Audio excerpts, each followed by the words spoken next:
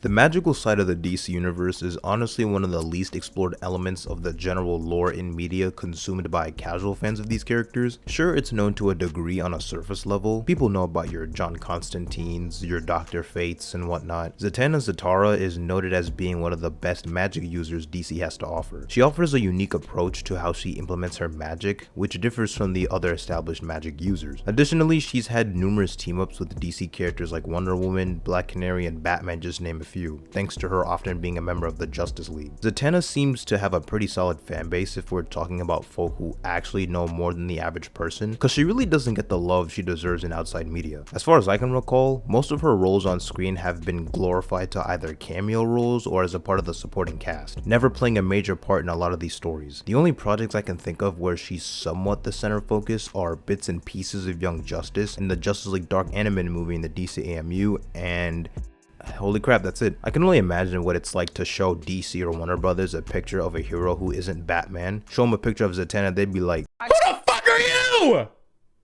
Who the fuck are you?" Zatanna deserves all the glaze for a multitude of reasons. For starters, she be rocking them fishnets, so that's an automatic plus 20 points in the gradebook. I think what makes her stand out in comparison to most magic users is her showmanship, as she is a known stage magician that uses real magic, which works to her benefit as the people in the audience think it's all just really effective illusions. You look at characters like Nabu with Dr. Fate, who are so hell-bent on order and possess such an intense personality, or John Constantine drinking away his problems, utilizing heavy uses of sarcasm as a defense mechanism. The Spectre literally is the embodiment of God's vengeance and punishes those who deserve it. Zatanna brings this refreshing, playful energy with her showmanship, enacting very ambitious stage acts with her magic. She's often very fun and enthusiastic about her stage performances and her competency as a magician. Her often quirky and flamboyant personality bounces off well with her team-ups with notable Justice League members like Wonder Woman or Black Canary. With how much potential Zatanna has had as a mainstay in the DC universe, surely she's had several solo books in main continuity in the last handful of years or so. The amount of solo titles she's had over the years really give the term underrated a new meaning, because while she currently has an Elseworlds DC Black Label book going on, Zatanna hasn't had a main solo book since 2011 when Paul Dini was writing the character. The thing about magic users is that there's always inconsistencies in how powerful they can be. You have instances where Zatanna can turn you into a dove or a butterfly if she wants to be a bit of a goofy goober just saying it backwards. It's been established that she doesn't need to actually speak in order to cast her magic. She can use sign language or carve the backwards spell incantations by hand if she cannot speak for any reason. But I guess DC forgets that from time to time, or just doesn't care enough to abide by those parameters. I wonder if it's some sort of inside joke where they like to have her in situations where she shouldn't be in. It's like, oh, you put duct tape over her mouth, she's cooked, GG. Looks like you need Power Girl and Superman to come in and save her from the clutches of another magic user. I don't think she should be getting gagged or tied up as much as she does from time to time. Hey, let's have Poison Ivy subdue her with her plants in Zatanna's home to catch her by surprise, because we all know Poison Ivy is one of the most powerful sorcerers in DC and not just some metahuman with plant-based abilities, powerful enough to take on demons from other dimensions and rival John Constantine in power. But according to some writers, all it takes is for non-magic users like Deathstroke to subdue her with the right attack, causing her to vomit so that she can't utter the right words. This whole Deathstroke soloing the Justice League thing in Identity Crisis was stupid to begin with. Bro was able to stab the Flash, like, yeah, alright buddy. I hope someone's first introduction to Zatanna is never Identity Crisis, because that story did her no favors whatsoever. There was a point where the villain Dr. Light infiltrated the Watchtower while the Justice League were away, but Sue Dibney, the wife of the Elongated Man, was on the Watchtower. Dr. Light sexually assaulted her, and when the Justice League finally arrived at the Watchtower and caught him in the act, they all collectively jumped him. There was some tension between the League members present, with Hawkman bringing up the idea of Zatanna using her magic to mind wipe Dr. Light, and members voting for or against the idea. She ended up using her abilities to not only mind wipe him, but ended up lobotomizing him while trying to shift his personality ever so slightly. Batman saw what was happening as he was teleporting to the Watchtower and tried to stop them, which caused the League members to panic. In response, Zatanna used her magic to forcefully stop Batman in his tracks. They voted to let Zatanna use her magic to erase 10 minutes of Batman's memory, specifically the time when he saw them trying to erase Dr. Light's mind. Batman would eventually find out about their antics in erasing his memory and and unsurprisingly, he didn't take too kindly to them forcefully mind-wiping him. Eventually, Zatanna and Batman would reconcile as they've had a connection over the years, with them being childhood friends and all. It's a shame how little Zatanna had been utilized in outside media. Most, if not all of her appearances in movies and shows feature as a side character or a non-speaking cameo role. I think the Justice League Dark animated movie in the DCAMU is the only film I can think of that has Zatanna as one of the protagonists. She really doesn't get used in any major way afterwards. We all know why Batman is front and center in the poster. He's DC's golden child and a more accessible way to market the movie to casual viewers or average DC fans. Magic users, I guess, weren't seen as marketable, alongside the fact that Batman had the most screen time out of any character in the DCAMU. But in universe, Batman tagging along with Zatanna, John Constantine, Deadman, Etrigan and them is just weird and out of place. Bro has no association with magic. Who invited Man-Blood and thought he should be on the team? Continuity wise, if they needed to include a mainline Justice League member in Justice League Dark, Wonder Woman would have been the more sensible pick if we're taking the popularity and marketing factor out of the equation, with Batman being part of the roster. She was a member of the team post DC Rebirth due to her mythological roots and connections to magic. One of the most frustrating aspects about Justice League Dark Apocalypse War is how they nerfed nearly every major heavy hitter for the sake of shock value and plot. Zatanna is sadly one of the characters that got hoed the most, despite how powerful she was in Justice League Dark.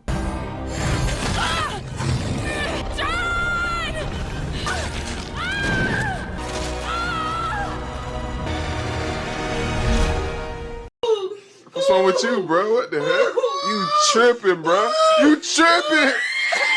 Apparently, it was Batman's contingency plan for Zatanna to cast a spell on John Constantine that would compel him to run from danger and escape in the event everything were to go wrong, making Constantine the plan B. What sucks about it is that they set up a solid depiction of Zatanna in the Justice League Dark movie, but they don't utilize her in any other movie whatsoever before Apocalypse War. So she's literally a main character in Justice League Dark, and then just like that, she gets taken out by a bunch of paradooms in the final entry. That's all there is to her screen time in this universe. Loki got fridged to enhance John Constantine's character arc. If we're being honest, Batman's contingency plan should have been more oriented on saving Zatanna and letting her be the last line of defense in the context of the DCAMU and what she's demonstrated with her magic capabilities and raw power, but maybe that's just me. And the thing I'm noticing is how a lot of her animated appearances outside of Young Justice, where she actually has lines of dialogue and isn't on screen for 40 seconds, have her alongside Batman to some degree. Bruce and Zatanna have known each other for a long time, even before Bruce became Batman, as they were both teenagers. They've been close friends for quite a while now, but it's a little weird how little she's able to stand on her own in these projects. I just mentioned Batman's out of place role in Justice League Dark. Every episode of Justice League Action where Zatanna would have more than a cameo role would often have her with Batman, where she needs to be rescued or is alongside other heroes slash magic based characters. There's her short appearance in the Batman the Brave and the Bold animated series, where a lot of the episodes would focus on team ups between Batman and some other hero. The only memorable episodes in the DCAU featuring Zatanna are in Batman the Animated Series, where it's revealed that she has a connection with Bruce because he trained under her father during his training to become Batman. She also appears in an episode of Justice League Unlimited where Batman seeks her help after Cersei turns Wonder Woman into a pig. It's also the same episode that includes that iconic moment of Batman singing on stage. Am I blue? Ain't these tears in my eyes done fell through? There was a time. Beautiful. He can stop now. Not on your life. Young Justice is probably the most popular or recognizable version of the character for a lot of people, especially considering how I've seen a lot of people act surprised whenever you mention that Zatanna is actually around the same age as Batman and the rest of the Justice League and not around the same age as Dick Grayson. She was a fun addition to the Young Justice cast in season 1, despite not being a huge part of the main focus group. I just wish in season 4 that her supposed arc put more emphasis on the character herself rather than focusing on introducing so many magical plot elements and side characters, which is an issue Young Justice had across the board during its 3rd and 4th season. Sadly, Zatanna has had no significant live action adaptations, with her small appearances in Smallville being the only time she's been adapted into live action. No solo movie, no TV show, no nothing. Even in animation, she's never had any solo projects. But there were some attempts along the way. Screenwriter Hadley Davis in 2005 had apparently written the script for a movie centered on a teenage Zatanna that was an action comedy, but nothing was heard about the project since and it went nowhere. nowhere. Okay, it's not completely over yet. Looks like Guillermo del Toro was trying to cook up a Justice League Dark movie featuring the likes of Zatanna, John Constantine, Deadman, Swamp Thing, and a few others. During the writing process, del Toro would always flip-flop back and forth from 2013 to around 2015, saying, yeah, the film could take place in the DCEU, to actually it's completely independent but may or may not be connected to the Constantine show with Matt Ryan. As expected, the project went nowhere, but on the bright side, Bad Robot, a production company co-led by J.J. Abrams, done went ahead and made a deal with Warner Brothers to develop projects surrounding the Justice League Dark roster of characters. I bet an initiative to create projects on the Justice League Dark, starting with an HBO series, not too shabby. J.J. Abrams would sadly take a large part in the creative process, but you win some, you lose some. More notably, they announced they hired a writer for a Zatanna movie that was a part of the newly formed deal between J.J. Abrams and Warner Brothers. I know the Zatanna diehard fans were feeling themselves after this news. You know how long I've been waiting for this? Woo, I'm about to make a name for myself here. Wait a minute. This is the DCEU and Warner Brothers we're talking about. You really thought we could have nice things and actually allow them to respect their roster of characters they don't use? Ha! Psych! That movie, along with any Justice League Dark projects in development, got cancelled during James Gunn and Peter Safran's overhaul of DC Studios. I swear, Zatanna and her fans cannot catch a break. Now work like a dog, day and night, living off a coffee from a pot none of you want to touch! So I have this crazy idea, okay? I know it's a little out of left field and a little wild, but just hear me out. What if, now this is just hypothetical, what if the newly formed DC Studios, with the creative side led by James Gunn, actually went out of their way to greenlight and develop a solo Zatanna project? I know, it sounds insane, right? It's definitely possible when taking into account the projects they've announced for characters who aren't even as well known or recognizable, like the Creature Commandos or the Authority. Zatanna is long overdue for a project. I'd be fine with a movie or a TV show, live action or animated, but I think for the sake of making the character a bit more mainstream and having casual audiences actually be aware of the character's existence, a live action project is your safest bet. I think a live action Zatanna series would go insanely hard. Have her tackle mystical threats and demons like Brother Knight or Mammon while she's on tour for her magic act, hone in on her more flamboyant nature, possibly some occasional team-ups with other magic users like John Constantine, take some inspiration from Paul Dini's run on Zatanna. I think we got ourselves a banger.